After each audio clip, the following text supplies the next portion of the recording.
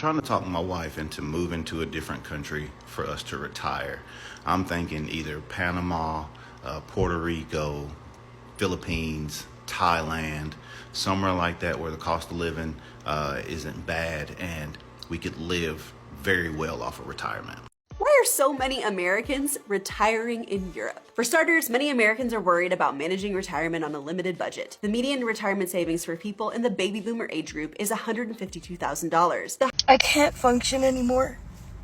I don't understand how I make $34 an hour and I can't function.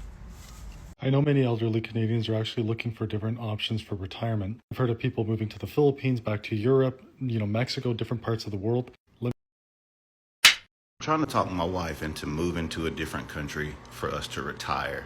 I'm thinking either Panama, Puerto Rico, Philippines, Thailand, somewhere like that where the cost of living isn't bad and we could live very well off of retirement. So if you're retired and you live in another country, but you're from the US, please stitch this, comment, because I want to know how you're doing. I want to know how you did it, because the cost of living in America, it's hard to have an American dream here. So I'll just go have another country's dream with my American money.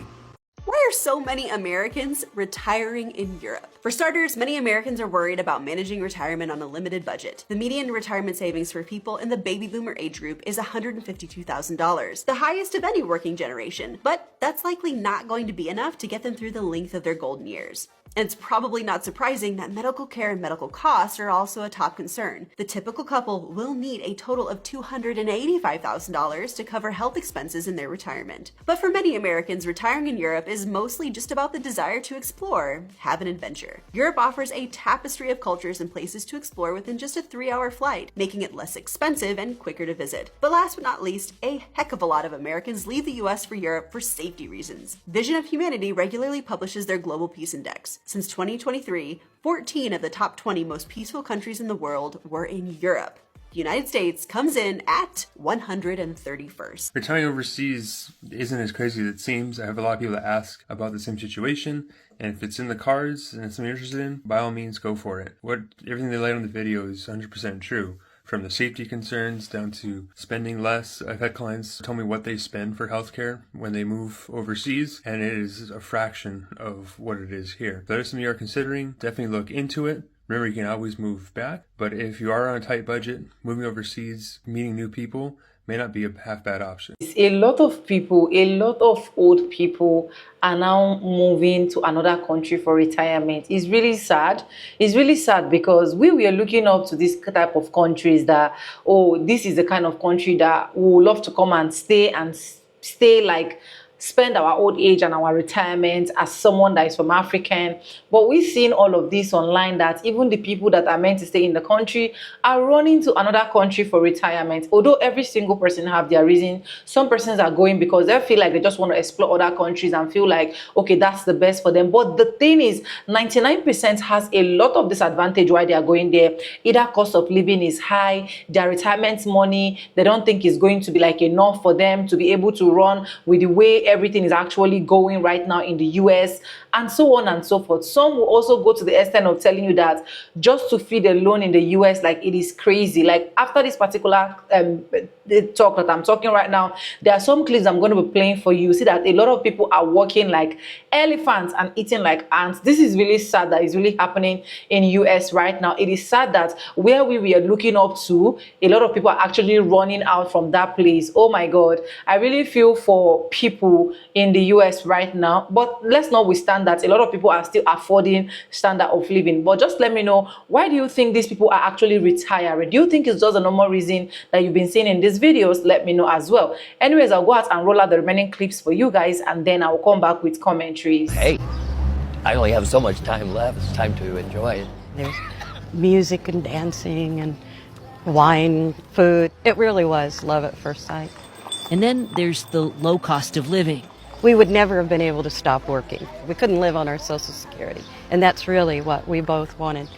Right. And here, we do it easily. We have a good standard of life here. Much better, actually. Their rent, for starters, is $750 a month. One of the things you wanted was a view. A view. Definitely. And you got it. We got it. They were able to get rid of their car, and they say groceries cost half what they did in the U.S. Kismet. Yeah. Rental income from their California house helps the couple qualify for a visa. The cost of living in the U.S. is so high that the girls are now getting secondary passport as a retirement plan. So this started with wealthy Americans that are developing what they're now calling passport portfolios, which is a collection of passports from various countries. And with these passports, they're able to acquire different offshore bank accounts, as well as be able to buy property and make a living outside of the United States, which is their original country.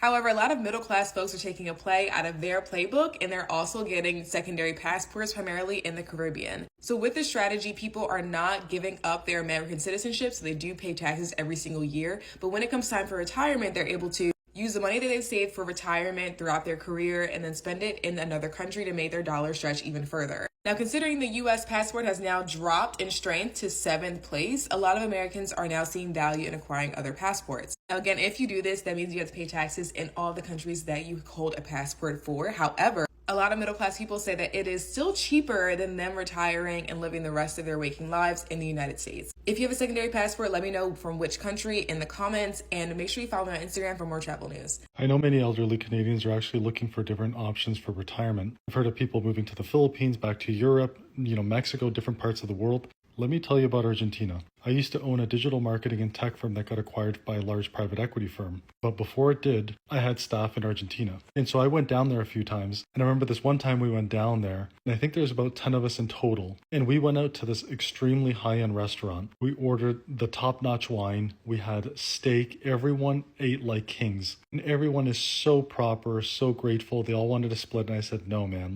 let me cover it. My bill for 10 of us was $115 American for 10 people. I'm not talking about some crappy restaurant. This is right on the waterfront in a small town or a mid-sized town or a city called Rosario. That's actually where Messi's from. One of the places we actually visited was one of the restaurants that Messi owns. But things down there are so unbelievably cheap, to live. And the quality of life is different. I was looking around in the restaurant and I'm asking, why are there so many groups of girls and guys together, and their social life, their social norms, the businesses that do extremely well there are restaurants. Unlike in Canada, restaurants have very thin margins. There, if you have a restaurant or some sort of a nighttime activity or a social activity, you absolutely you crush it down there, because they are a very social society. And it's a totally different mindset than here, where it's work. There it's family, social settings, and work is just something you do. And there's this company that always tried to recruit the engineers that I had. And I had top quality guys. I had guys that I had let go that Facebook would hire as a senior product manager or senior engineer. So I hired literally the top of the top. But some of the benefits that some of these companies give down there, if you work there, they allow you to get one plastic surgery a year. It could be whatever. You could get whatever the heck you want. You want a nose job this year? You want, I don't know, a facelift? Whatever it is, they had that. That was one of the benefits that they had. And I was shocked by it. I did not believe it. Honestly, I would love to go back. I would love to go on vacation with my wife and my kids. That's a place that you can go out into Mendoza, some of the best wine in the whole world, the best Malbecs. It's a long flight. It's almost 13 hours, I think it was, to get there. There's usually a layover in Chile. But I'm telling you, Argentina, mind-blowing. Beautiful country, beautiful people. It is quite sad that these particular countries that a lot of people are looking at for retirement are countries that are even supposed to stand out whenever American is being called. You can imagine someone retiring in Africa, Africa, I don't know if you guys get the vibes anyways. I know a lot of people will not understand because probably you're not from African, but a lot will try to understand because we know what we go through here as African. And we've seen Americans coming here to be we want to retire in this particular country. This country is more peaceful. I love what is really happening here. Despite the insecurity and everything, they feel the standard of living is quite better for them. It is quite alarming. Honestly, I hope Trump should just do something quickly, and I hope that maybe MAGAs will be able to learn a lot, because at this point, it is really, really hitting bad that like I don't know how to like express myself. I don't know if you guys get me. If you're understanding how I feel, let me know in the comment section. Seeing that your one world best country is now what every single person is trying to like run away from, it is quite crazy. Even in a particular clip where a woman was like, she earned over I think $34 and she can't even like per hour, but she can't even make a living out of it. Like everything is so damn expensive. Like it is really, really crazy. Anyways, I'll just allow you guys watch the remaining clips I have for you guys, then I'll come back with commentaries. I can't function anymore. I don't understand how I make $34 an hour and I can't function. I can't function. I can't pay my bills. I can't even literally keep gas in my car to get to work 3 days a week.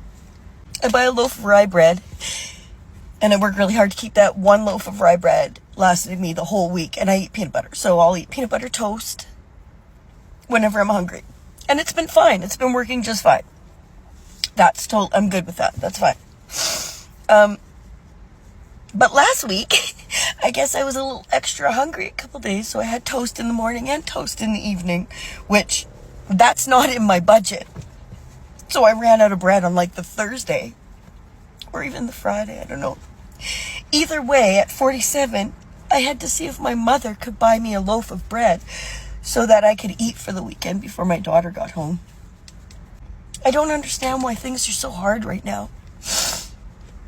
I apparently make too much money to receive any financial benefits or help of any kind. So a lot of these videos have been popping up on people's timelines about how there's so much struggle in Canada. I mean, this lady is saying she eats bread and peanut butter for the whole week, guys. She can't even eat it twice a day. She had to ask her mother at 47 years old. That's what she said.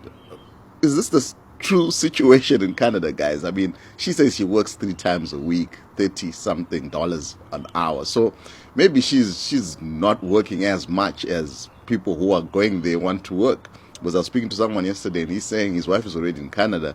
She's converting a study permit to like a work permit. He's going to be going there. And I mean, they're excited about it. So let us know, people in Canada, what's really going on out there. The cost of living in this country is currently, it's not going to be, it is currently unsustainable. And there are people that they know this, but then they'll still look at somebody else that's struggling and then tell them they're not doing good enough. I want you to imagine somebody that makes $75,000 a year. That's a pretty high up wage in terms of like top earners in this country, $75,000 a year. And we're going to go through some things here. This is a person with no debt outside of a car. And please don't hit me with the, you can go buy a car for, shut up, you can't, shut up, stop saying ridiculous things.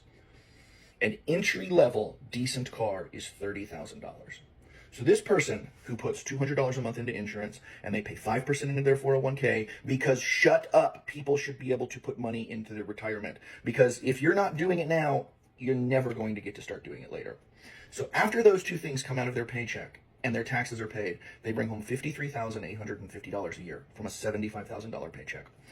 Average rent in my state for a 1-bedroom apartment, because an adult should be able to live by themselves, $1,700. That car payment at 6% for an entry-level, very reasonable sedan, nothing fancy, a car payment's $579 a month.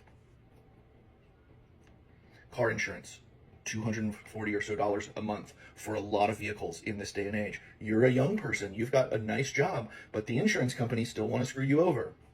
Food. You only cook at home. You never, ever go out. You only cook at home and you only eat decent quality food because a human being should be allowed to eat decent quality food. You pay $879 a month for that. You spend $250 a month in gas. You wear and tear on your car $100 a month. $80 for your phone, $80 for your internet, $175 a month for your electricity, $70 for your water, $20 for your cash. You make $75,000 a year, and outside of a car payment, you have zero debt. Do you know how much money you have left over annually at a $75,000 wage? You do nothing. You don't own a Netflix. You don't go out on a date. You don't pay to go to a park. You don't go watch a movie. You do nothing. If you can't find it on the internet for free, you don't get to do it. If you can't cook it at home for your $800, you don't get to do it. You have $3,700 left over annually. That's like $320 a month. And there's going to be, well, that's $300. Shut up. Shut your stupid, contrarian, edgelord mouth. That's not a doctor bill, because God knows just because we have insurance doesn't mean that we don't still pay far out the ass when we go to the doctors. People like to be entertained. They want to date. They want to... There's those of you out there that will tell somebody living like this on $75,000 a year before taxes that they are not doing what they're supposed to do, that they should get a second job, that they should get a side hustle, that they should get a better job. And the fact that you would look at somebody with no debt other than a car and say something like this to them means objectively you're a moron and you live in a fantasy world. This is unsustainable. Anyways, guys, let me know what you think about this video. Do you think all of these reasons that you've been seeing are just the reasons why these people are actually retiring to another country? I really want to know in the comment section. If you're living in the US right now, do you think you'll be retiring in another country? I also want to get all of that update so that I'll really know where you stand. Do you think the US is a place that a lot of people are actually running back to as at this point? Let me know. We've been seeing a lot of basketballs online on people moving, cost of living high, not being able to feed, rising tariff, not being able to buy groceries, and so on and so forth. How are you really faring there as someone that is in the US? Please let me know in the comment section. Anyways, I've said my own part, and I just want you to say your own part too. Will you be looking out for African countries? If you are an American, I also want to know. If you have a personal reason why these people are actually retiring, let me know. Like I said in this video, it's not like everybody is retiring because the cost of living is bad and so on and so forth. Some persons actually retired because they just feel like, oh, they need a new environment, they need a new space, they need a new place to breathe, they need every single thing for them to be more comfortable. Some persons actually retired because they want to actually go back to their country, right? So let's not just say that US is all that bad. It's not like all that bad. But it's just that the cost of living right now and every single thing right now is on the high peak. It's on a high peak, seriously, because if you go online, MAGAs are crying, Latinos are crying, ICE agents doing this and so on and so forth, farmers are crying and so on and so forth.